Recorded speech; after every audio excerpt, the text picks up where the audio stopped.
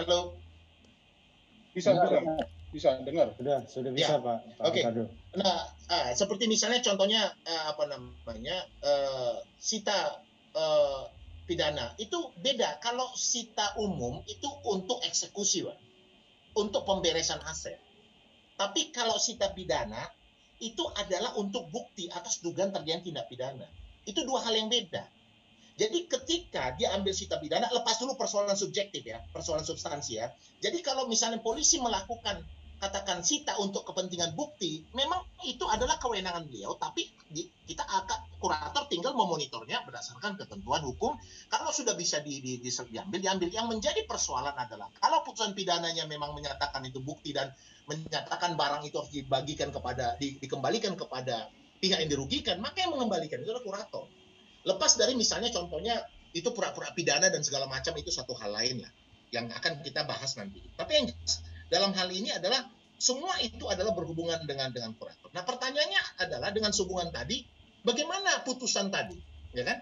Kalau kita masuk kepada teori, ya pasal undang-undang kepailitan ini kenapa diajukan dalam bentuk permohonan? Karena memang nggak ada sengketanya.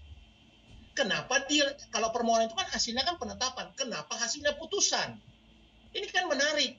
Kalau kita bicara semester 3 ini kan, kalau orang bilang ketika diajukan permohonan keluar putusan, ini kan udah pasti nggak menang ini mahasiswa. Ya, tapi memang dalam perkembangan hukum kita, ketika dia melibatkan pihak lain, tetap aja akan diperiksa dalam mekanisme kontentiosa. Sehingga permohonan keluarnya putusan, gitu loh, yang walaupun harusnya penetapan. Nah, dalam konteks ini kita lihat bahwa ada dua ketentuan tadi. Pertama, dia untuk menegaskan kewenangan kurator, memastikan harta itu adalah budel, ya kan? Membenarkan nilai, sehingga ini sifatnya memang dia bisa lebih pada dalam bentuk tidak kondemnatoir gitu. Tapi dalam bentuk deklaratoir. Jadi hanya mendeklar kebenaran. Tapi juga banyak, apalagi dalam aksio pauliana, bisa jadi dia menjadi bersifat deklaratoir. Ya. Nah, kalau kita bicara sampai sejauh mana putusan yang bersifat kondemnatoir ini berjalan atau deklaratoir berjalan, memang ini satu hal lain. Kenapa? Karena di luar dari GLL pun banyak putusan-putusan kita nggak berjalan. Saya beberapa putusan saya tentang arbitrase internasional yang sudah putus di London dan di ini, itu ketika eksekusi di Jakarta Pusat sampai sekarang juga belum berjalan. Gitu. Padahal kita anggota dari The New York Convention. Ya, paragraf 5 Romawi dari New York Convention mengatakan bahwa putusan itu final dan tidak bisa dibatalkan. Nah, hal-hal seperti ini. Nah, kalau misalnya sekarang kita bicara tentang pasal 6 Undang-Undang Tanggungan yang memberikan kewenangan kepada kedua separat untuk eksekusi, tapi di lapangan juga nggak berjalan. Poin saya adalah bahwa dasar dari putusan ini dia bisa bersifat deklaratoir dan juga bersifat komunikatif, sehingga ini adalah satu hal lain dari pengadilan untuk membela harkatnya ketika putusan tadi bersifat akhir, sehingga untuk bisa dilaksanakan. Nah, kalau saya lihat ini, saya ambil satu contoh putusan gugatan aksio pauliana dalam kasus Batavia. Ini menarik sekali. Ini kasusnya rumit sekali, ya, karena levelnya banyak. Jadi ada 4 level yang di sana. Bukan hanya aksio pauliana, tapi juga untuk membuktikan harta yang secara formal nama pribadi lalu dianggap jadi milik PT dalam pilot, ini juga harus dibuktikan. Kemudian tentang adanya pengetahuan bahwa transaksi tadi akan merugikan orang lain juga harus dibuktikan, ya kan? Kemudian juga kewenangan. Jadi ini ada 4 lapis perkara yang harus menjadi satu dasar pembuktian yang akan menuju kepada satu gugatan apakah harta tadi adalah harta yang bisa dinyatakan sebagai budel atau tidak. Karena harta tadi kebetulan sudah dijual orang lain. Tapi harta tadi atas nama pribadi. Walaupun kurator mengatakan ketika itu atas nama pribadi, walaupun secara formal atas nama pribadi, itu adalah milik dari perseroan. Dan pada akhirnya ditolak di level bawah dan putus dalam upaya hukum khusus PK mengatakan bahwa harta itu adalah budel pilot. Itu dulu. Sehingga ketika harta budel pilot, ketika penjualan itu berada di masa apa namanya itu 1 tahun dilakukan oleh pribadi, maka dikategorikan melawan hukum. Ketika dijual itu kepada orang-orang terdekat, maka dikatakan sepatutnya mengetahui akan mengakibatkan kerugian orang lain.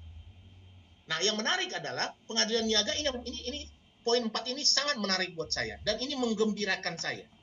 Kenapa? Karena sampai sekarang saya bertanya, ini sebenarnya kurator ini siapa sih?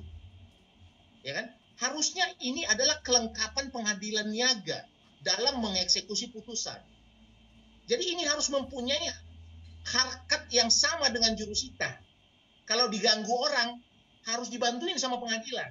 Kalau saya baca di apa, kadang-kadang di TV, di liputan sore, kalau pengadilan itu mengeksekusi, jurusita turun, orang lain melakukan perlawanan, itu semua jurusita, polisi segala macam, itu mengamankan. Tapi kalau kurator turun ke lapangan, itu semua harus sendiri, dipukulin orang juga di sana, diapain juga.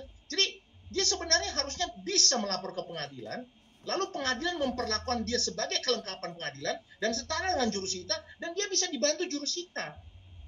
Nah, pasal 4, poin 4 dari putusan Mahkamah Agung ini, dia katakan apabila diperlukan memerintahkan jurusita, tidak dalam konteks pengosongan. Kenapa? Karena kalau dalam kasus-kasus sebelumnya pengosongan biasanya dilakukan kurator sendiri.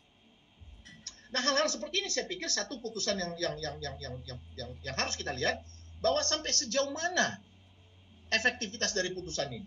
Saya katakan memang harus efektif. Kenapa? Walaupun dia bersifat deklaratoir dan juga kondemnatoir, dia nggak bisa nggak efektif. Karena kalau dia nggak efektif, maka proses pengurusan dan pemberesan ajas keadilannya terganggu. Nah, untuk itu kesimpulan saya. Pertama, bahwa ajas integritas mengatakan dia harus di pengadilan niaga. Yang kedua, bahwa dasar kewenangan pengadilan niaga tidak bisa didasarkan pada pasal 8 ayat 4. Yang ketiga, bahwa putusan itu memang haruslah putusan yang harus dapat dilaksanakan, karena kalau dia tidak dilaksanakan, maka dia akan mengganggu ajas keadilan dan efektivitas pengurusan pemberesan budak lain. Bagaimana caranya? Ada 2 cara.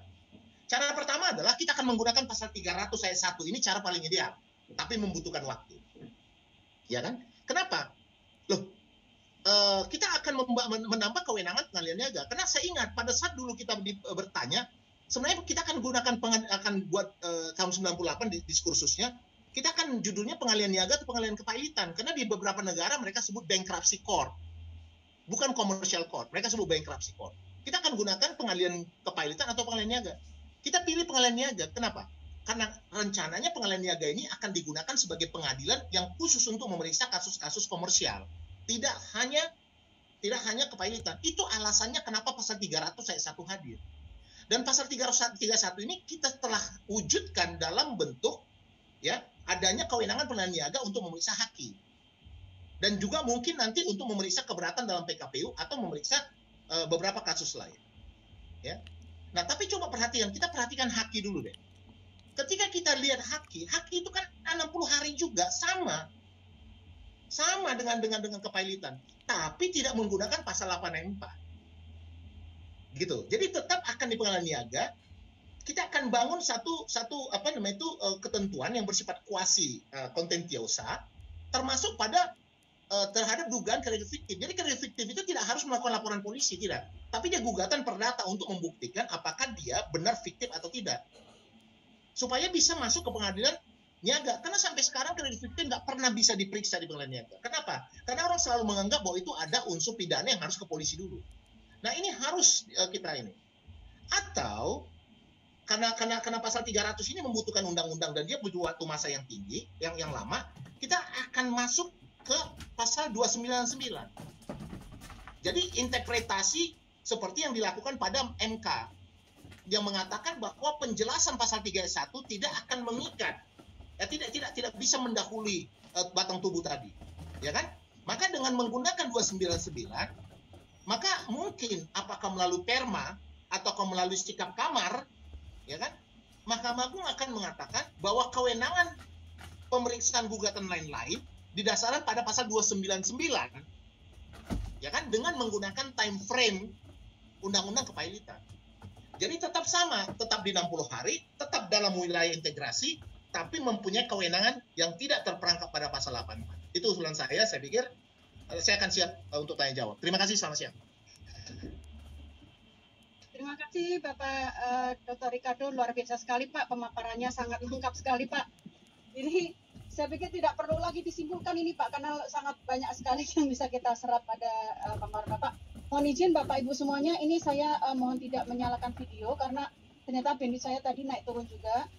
Dan untuk selanjutnya kita masuk ke sesi yang sangat kita tunggu-tunggu, yaitu sesi diskusi. Untuk itu kepada Bapak Dr. Ismail Rumadhan.